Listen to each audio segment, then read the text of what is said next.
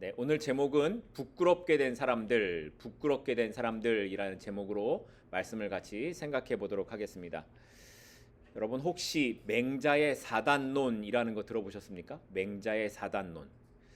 이 맹자는 중국 춘추 전국 시대 사람으로 공자와 함께 육아 사상을 확립한 사람이라는 거 아마 들어보셨을 겁니다. 이 맹자가 말했던 사단론이라는 게 있는데 이 내용이 간단하게 말하면 이런 거예요. 불쌍히 여기는 마음이 없으면 사람이 아니고, 부끄러워하는 마음이 없으면 사람이 아니고, 양보하는 마음이 없으면 사람이 아니고, 옳고 그름을 분별하는 마음이 없으면 사람이 아니다. 그러니까 사람이 아닌 네 가지를 이야기하는 거예요. 불쌍히 여기는 마음 없으면, 부끄러워하는 마음이 없으면, 양보하는 마음 없으면, 옳고 그름을 분별하는 마음이 없으면 뭐가 아니다? 사람이 아니다. 여러분 이 말을 들으니까 어떠십니까? 나는 사람이 아닌가? 뭐 이런 생각이 막 들고 그러지 않으십니까 혹시? 네. 근데 여기 보니까 부끄러워하는 마음이 없으면 사람이 아니라고 합니다. 다시 말하면 맹자는 수치심을 느끼는 것이 의라고 생각했다라는 거예요. 수치심을 느껴야 사람이다. 그런데 요즘 뉴스를 보면 사람들이 어떻습니까? 부끄러움을 모르고 뻔뻔함으로 살아가는 사람들이 훨씬 더 많은 것 같습니다. 사람을 죽이고서도 뻔뻔하게 고개를 들고 나만 그러냐고 소리치는 사람들도 있고요. 나는 죄가 없다고 당당하게 말하고 있는 정치인들이 있고요. 뒤로 재산을 다 숨겨놓고 다른 사람들이야 망하든 어떻든 상관없이 그냥 나는 벌금 냈으니 나는 나의 죄에 대한 대가를 다 치렀다라고 말하는 사람들까지 있습니다. 세상은 갈수록 부끄러움을 알지 못하는 그런 세상이 되었습니다. 그런데 맹자의 말대로 사람이라면 최소한 부끄러움을 부끄러움으로 알아야 하지 않겠습니까? 부끄러움을 부끄러움으로 알아야 된다. 왜 그렇습니까?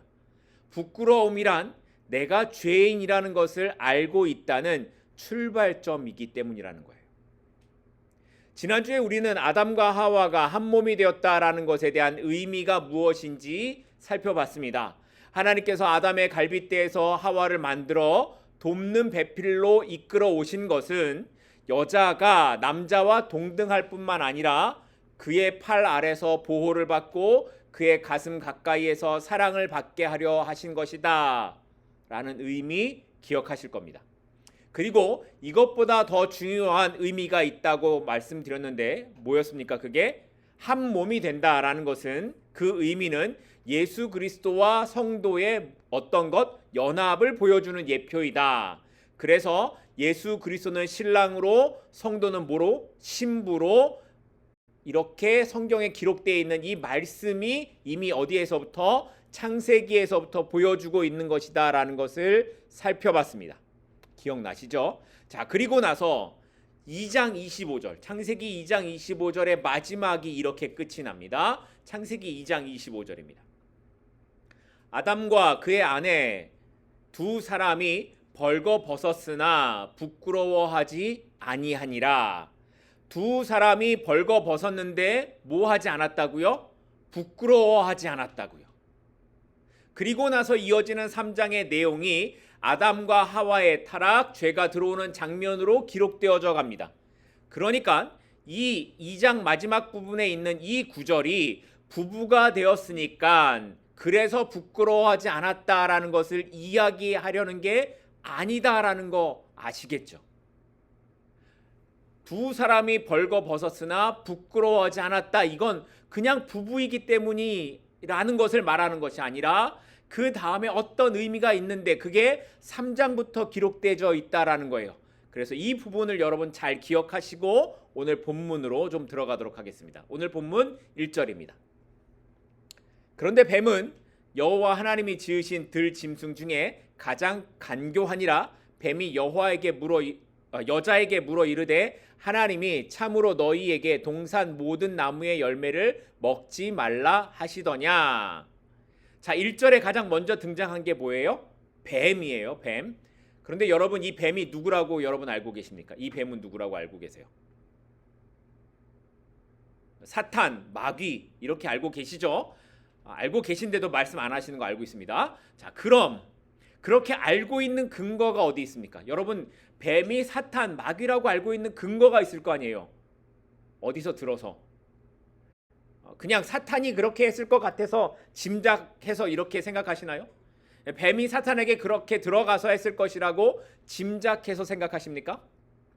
자, 이거에 대한 근거가 성경에 어디 있을까? 요한계시록 20장 2절로 가겠습니다. 요한계시록 20장 2절입니다. 거기에 이렇게 말씀하고 있어요. 용을 잡으니 곧 옛 뱀이요, 이 옛 뱀은 마귀요 사탄이다 라고 기록하고 있어요. 계시록에서 말하고 있는 이 옛 뱀, 그게 뭐라고요? 창세기에 등장한 그 뱀이에요. 그런데 이 뱀이 마귀고 사탄이었다라는 거죠. 자, 그러면 여기서 이런 질문을 할 수 있습니다. 자, 그렇다면 하나님께서 창조하셨을 때 이미 사탄이 있었다라는 건데, 그럼 이 사탄은 어떻게 해서 생겨난 것일까요? 이런 질문 한번 안 해보셨습니까? 여기서 우리가 가장 많이 하는 대답이 사탄은 이렇게 생겨난 거라고 대답을 해요. 천사가 타락해서 사탄이 되었다라는 거죠. 그리고 이 천사장이 누구였다라고 알고 있습니까? 그 이름이 루시퍼. 가요에 나오는 루시퍼가 아니고 루시퍼. 천사장 루시퍼가 타락해서 하나님께 벌을 받아서 사탄이 되었다, 이렇게 알고 있으시죠? 그런데 여러분, 이런 내용을 성경에서 보신 적이 있으십니까? 한 번도 없습니다. 어디에도 이런 내용이 없어요. 성경에 이런 내용이 없거든요. 그런데 이것을 뒷받침하는 성경 구절이 있다라고 이야기하는 성경이 있어요. 그게 뭐냐면 이사야서 14장 12절이라고 말을 해요. 자, 볼까요? 이사야서 14장 12절입니다. 너 아침의 아들 계명성이여, 어찌 그리 하늘에서 떨어졌으며 너 열국을 엎은 자여, 어찌 그리 땅에 찍혔는고. 여기 이사야서 14장에 나오는 이 계명성이 타락한 천사가 떨어지는 것이다 라고 말을 해요. 그런데 이사야서에 있는 이 14장에 있는 말씀은 이것을 말하는 게 아니라 바벨론이 심판을 받아서 망하게 될 것을 예언하고 있는 말씀이에요. 그런데 4세기에 제롬이라는 사람이 이 구약 성경을 라틴어로 번역하면서 여기에 있는 계명성을 루시퍼라고 번역을 했어요. 그 후에 루시퍼가 타락한 천사장이다라는 해석으로 중세시대 기독교 문학에 등장을 하게 됩니다. 그 중에 가장 유명한 소설이 있는데 그게 단테의 신곡입니다. 여러분, 단테의 신곡 읽어보셨습니까? 읽어보셨으면 굉장히 문학적인 분이시고, 우리는 말만 들어서 알고 있죠, 단테의 신곡. 그런데 여기에서, 이 단테의 신곡에서 루시퍼는 지옥의 가장 깊은 곳에 있는 배신자들이 있는 곳에 지배자로 등장을 한다고 합니다. 저도 읽어보지 않아서 몰라요. 그런데 이 소설에서 루시퍼는 세 개의 얼굴을 가지고 얼음 호수에 묻혀 있는 자라고 그렇게 소설로 등장하고 있습니다. 그러니까 루시퍼는 성경의 이야기가 아니라 소설에서 등장하는 이야기이고, 소설도 읽지 않았던 사람들에 의해서 교회 안에 들어온 진짜 같은 가짜의 성경 이야기라는 거예요. 아시겠죠? 루시퍼는 성경이 아니에요. 자, 그렇다면 사탄은 어떤 존재일까요? 그렇다면 사탄은 어떤 존재일까요? 이거를 이야기하는 성경 말씀이 딱 성경에서 가장 짧은 장이에요. 유다서. 유다서는 1장밖에 없어요. 한 장밖에. 유다서 1장 6절입니다. 유다서 1장 6절. 찾기도 어렵습니다. 한 장밖에 없어서. 자, 제가 읽겠습니다. 또 자기 지위를 지키지 아니하고 자기 처소를 떠난 천사들을 큰 날의 심판까지 영원한 결박으로 흑암에 가두셨다라고 기록합니다. 자기 지위를 지키지 않았던 천사들이 있었는데 그들을 하나님께서 심판날까지 어떻게 하셨다고요? 영원한 결박으로 흑암에 가두셨다라는 거예요. 자기 지위를 지키지 않은 천사들, 이들이 사탄이겠죠. 이들을 하나님께서 영원한 흑암에 가두셨습니다. 그러니까 이들도 다 하나님의 다스림 아래 있다라는 것을 말씀하고 있는 거예요. 그리고 이것을 잘 보여주는 내용이 있어요. 여러분이 잘 아는 욥기에 있는 말씀입니다. 욥기 1장 12절입니다. 여호와께서 사탄에게 이르시되 내가 그의 소유물을 다 네 손에 맡기노라. 다만 그의 몸에는 네 손을 대지 말지니라. 사탄이 곧 여호와 앞에서 물러가니라. 그러니까 사탄도 하나님께서 만드신 피조물 중에 하나였는데 그들이 자기 지위를 떠나서 심판받은 자들이 이미 되었어요. 그런데 때때로 하나님께서 그들을 통해 사람들에게 어려움과 고난을 허락하시기도 하신다라는 거예요. 하지만 결국 이 모든 것들, 그들이 하는 모든 것들은 누구의 손 안에 있는 것이다? 하나님의 손 아래 있는 것이다 라는 것을 말씀하고 있는 겁니다. 그러니까 사탄은 우리가 어떤 소설에 나오는 것처럼 지옥을 다스리면서 하나님을 대적할 수 있는 그런 힘 있는 존재가 아니라 그들 역시 하나님의 다스림 아래에 있는 존재일 뿐이라는 것을 성경이 말하고 있는 거죠. 자, 이제 사탄이 어떤 존재인가를 감을 잡으셨을 거예요. 자, 그런데 이런 사탄이 이제 오늘 본문으로 돌아오게 되면 뱀에게 들어가 하와에게 이렇게 질문을 하는 겁니다. 하나님이 참으로 너희에게 동산 모든 나무의 열매를 먹지 말라 하시더냐라는 거였습니다. 잘 보세요. 이 질문, 이 뱀이 하고 있는 질문을 보시면 여기에 어떤 큰 문제점이 보입니다. 원래 하나님의 말씀에서부터 잘못된 문제점이 보여요. 그게 뭘까요? 두 가지 단어가 들어가는데 참으로와 모든이라는 말을 더 끼워 넣은 거예요. 하나님이 동산에 있는 모든 열매를 먹지 말라 하셨다며 그게 진짜야? 이렇게 사탄이 말하고 있는 거예요. 사탄은 이 두 단어를 넣어서 하나님이 너무 엄격한 것 아니냐고, 하나님이 너무 심한 것 아니냐라는 이런 생각을 하와에게 심어주고 있는 거죠. 그런데 하나님께서 하신 말씀이 뭐였습니까? 정말 그랬나요? 하나님께서는 동산에 있는 모든 열매를 다 먹을 수 있다라고 하셨습니다. 하지만 단 하나, 뭐만 먹지 말라고요? 선악을 알게 하는 선악과만 먹지 말라고 하셨는데 사탄은 그 말씀에 두 단어를 넣어서 정말 하나님께서 동산의 모든 열매를 먹지 말라고 하셨냐고, 그런 하나님은 너무하지 않냐고 하와의 감정적인 부분을 건드렸던 거예요. 그래서 하와 안에 어떤 게 일어나요? 하나님께 대한 의심이 일어나게 만들었던 겁니다. 이렇게 사탄은 우리에게 다가올 때 그 모습이 하나님의 말씀을 의심하게 만들고 하나님께 대한 섭섭함을 갖게 만드는 것으로 다가온다는 겁니다. 하나님의 선하심을 의심하게 만드는 거예요. 그래서 하나님의 말씀에서 멀어지게 만들고 신앙적인 생각에서 멀어지게 만들어가고 있는 거예요. 그런데 그때가 우리에게 가장 위험한 순간이라는 것을 알아야 합니다. 말씀이 나에게 다가오지 않은 것 같은 때가 있다면, 하나님의 말씀이 들려도 그것이 나에게 들려지지 않는 때가 있다면, 하나님을 향한 마음을 두는 마음이 멀어지는 것 같은 때가 있다면, 하나님께 대한 의심이 생겨나기 시작하는 때가 있다면 이때가 가장 위험한 때임을 알아야 합니다.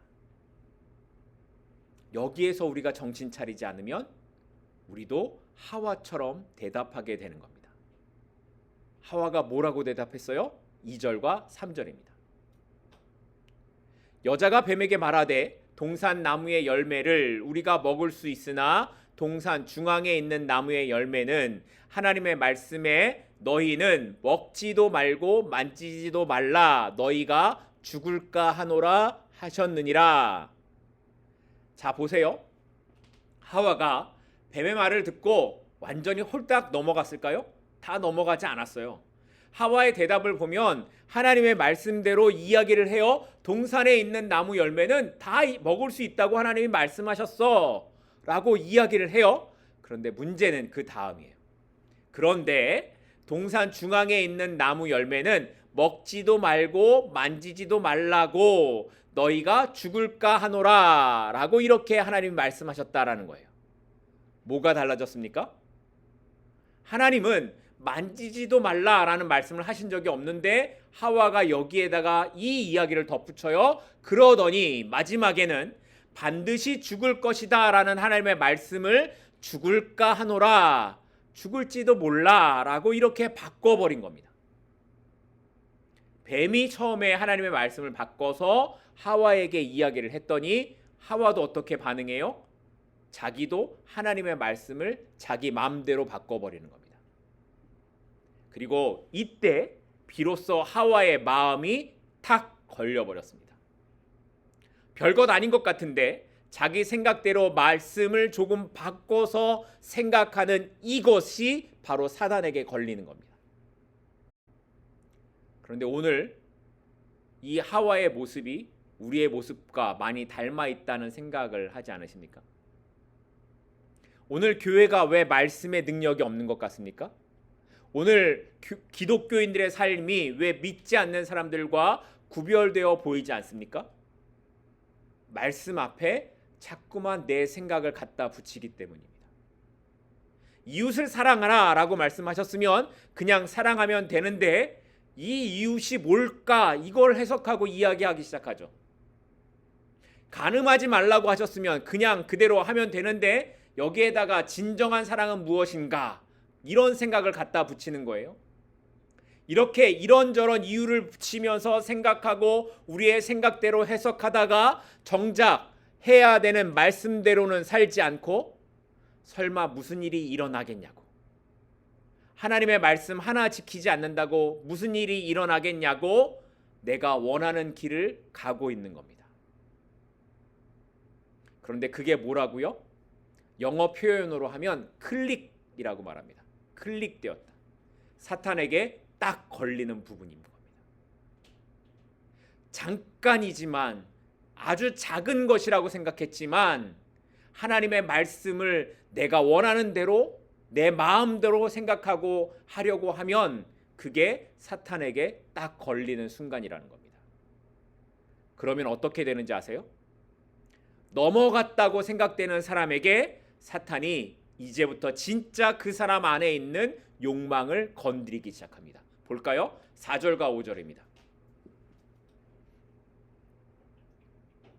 뱀이 여자에게 이르되 너희가 결코 죽지 아니하리라. 너희가 그것을 먹는 날에는 너희 눈이 밝아져 무엇과 같이 되어 하나님과 같이 되어 선악을 알 줄 하나님이 아심이니라.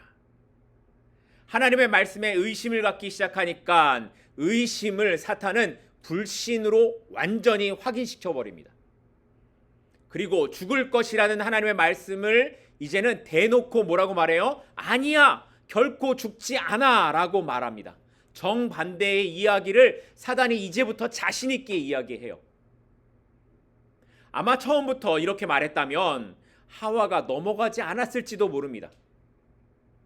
그런데 사탄이 우리를 넘어뜨리는 방법은 언제나 괜찮을 것 같아 보이는 것, 이 정도는 괜찮을 것 같은 것, 거기서부터 시작합니다.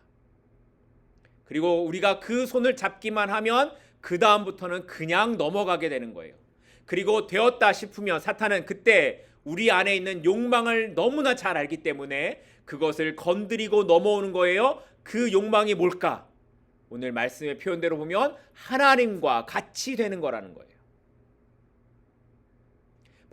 바벨탑을 쌓던 인간들이 하늘까지 올라가려고 했던 이유가 뭘까요?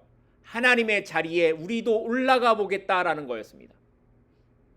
이스라엘의 역사를 살펴보면 말씀에 자주 등장하는 말씀이 뭐냐면 자기 소견에 옳은 대로 했다라는 거예요. 하나님의 뜻이 아니라 자기의 뜻대로 했다라는 거죠. 근대 사회의 가장 큰 변화가 뭐라고 생각하십니까?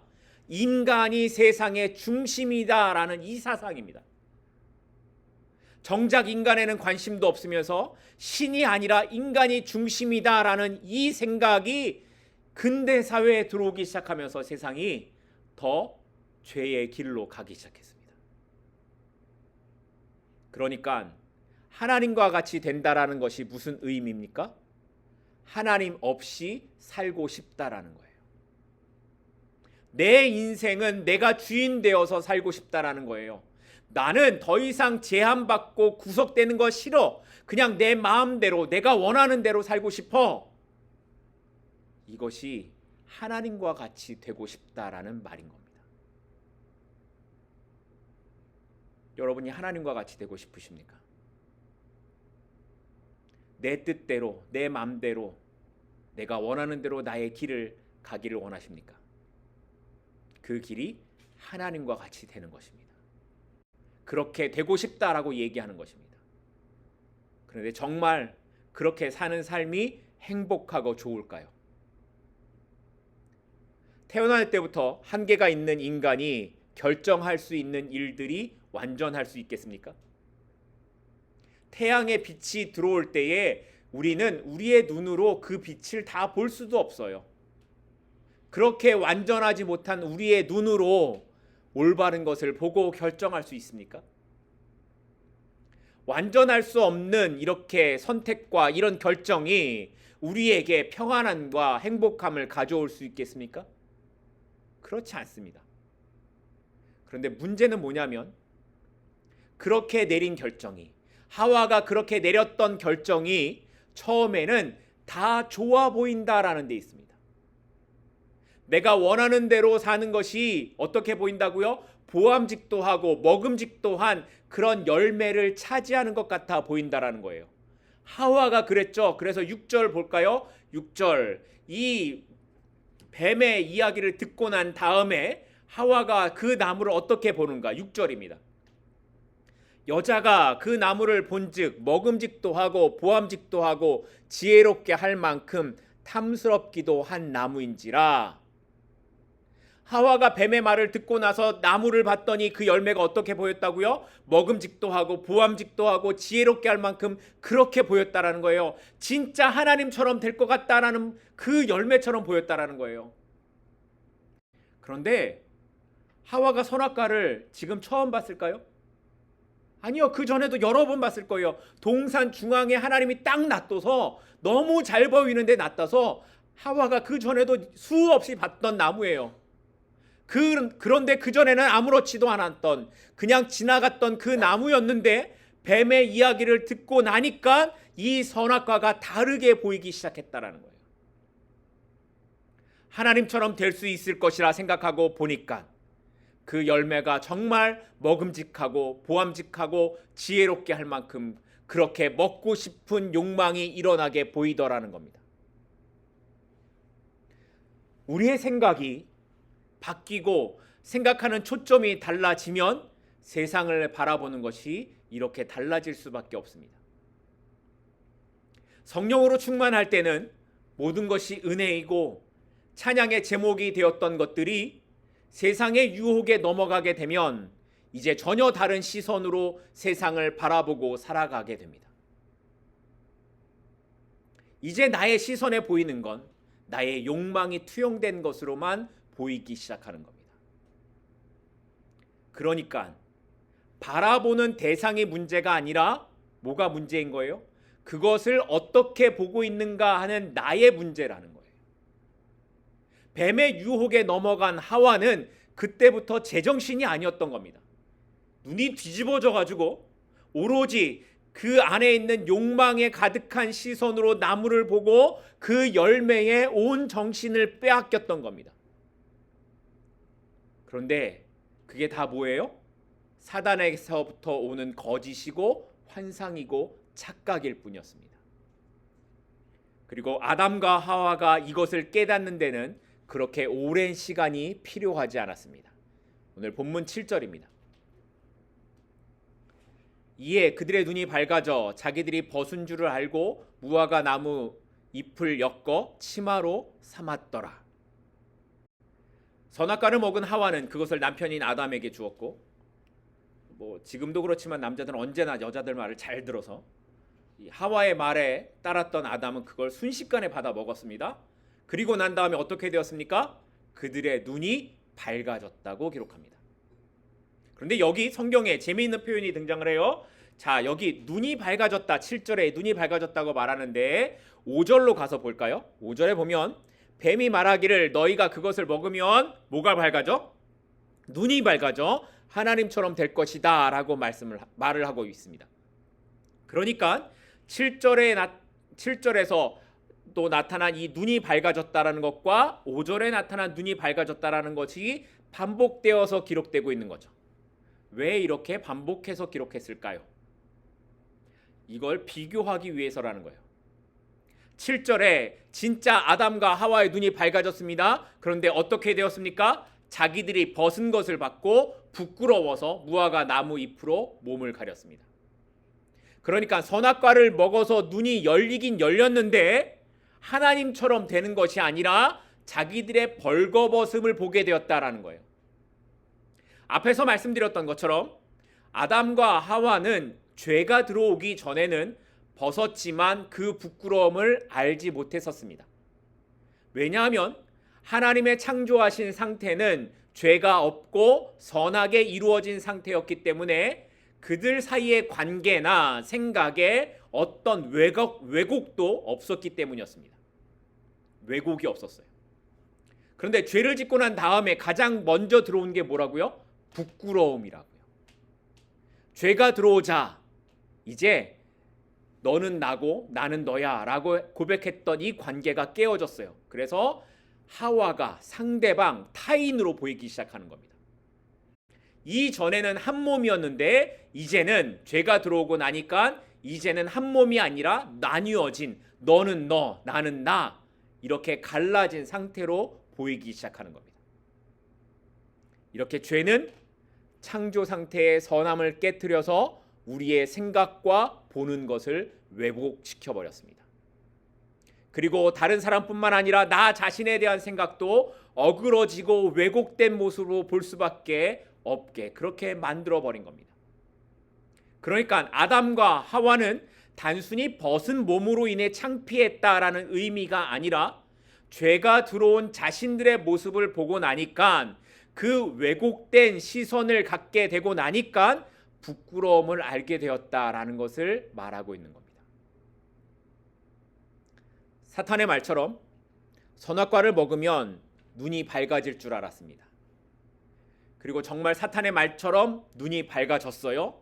그런데 그건 하나님처럼 되는 것이 아니라 죄를 지은 자신의 모습을 적나라하게 보게 되는 부끄러움만 보게 되는 것뿐이었습니다. 결국 그래서 이 둘이 어떤 행동을 합니까?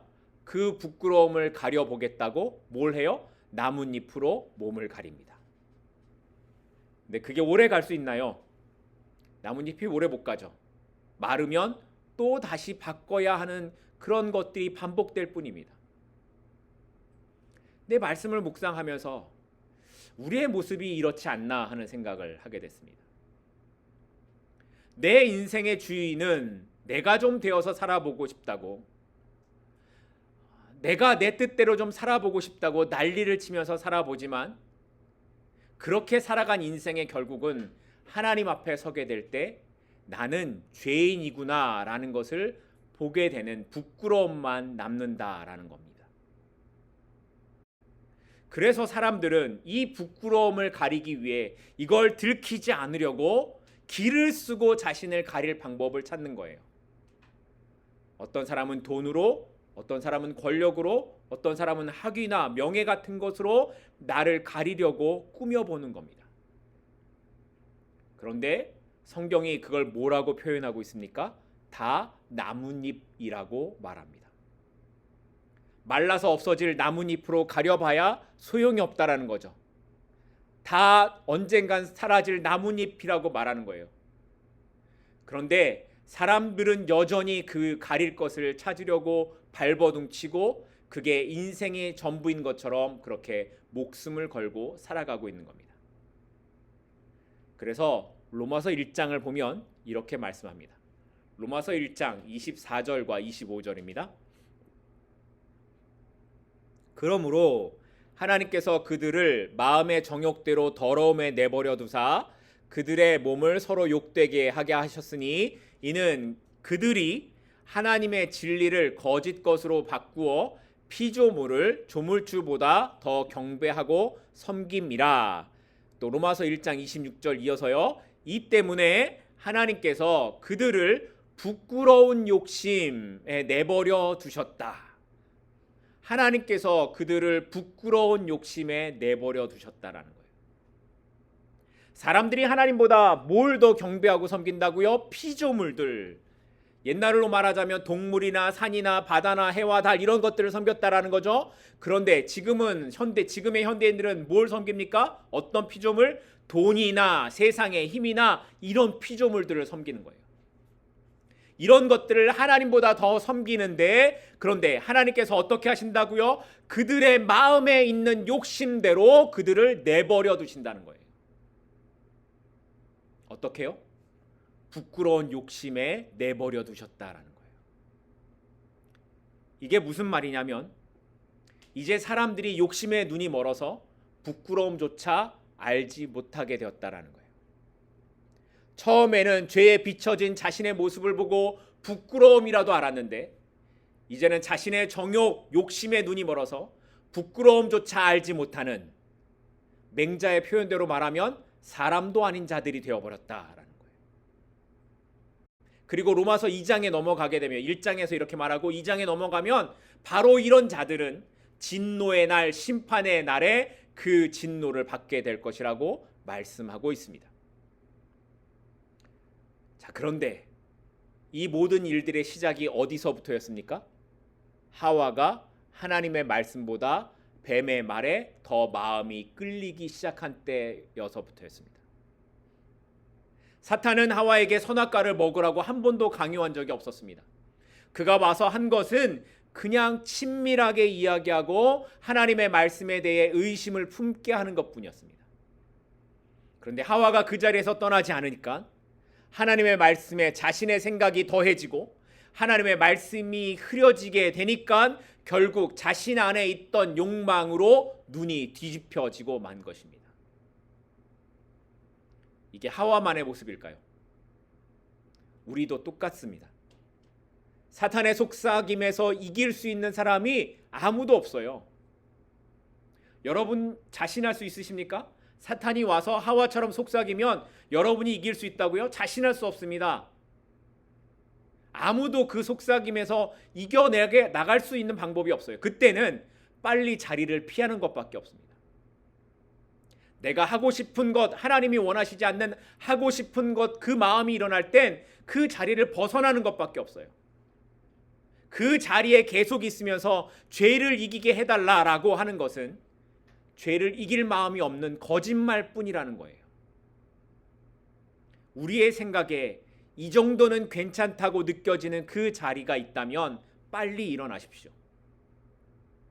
우리의 삶 속에서 사탄의 속삭임은 끊임없이 찾아올 겁니다. 그리고 그때마다 우리는 보암직도 하고 먹음직도 할 만한 그것들을 보게 될 것입니다.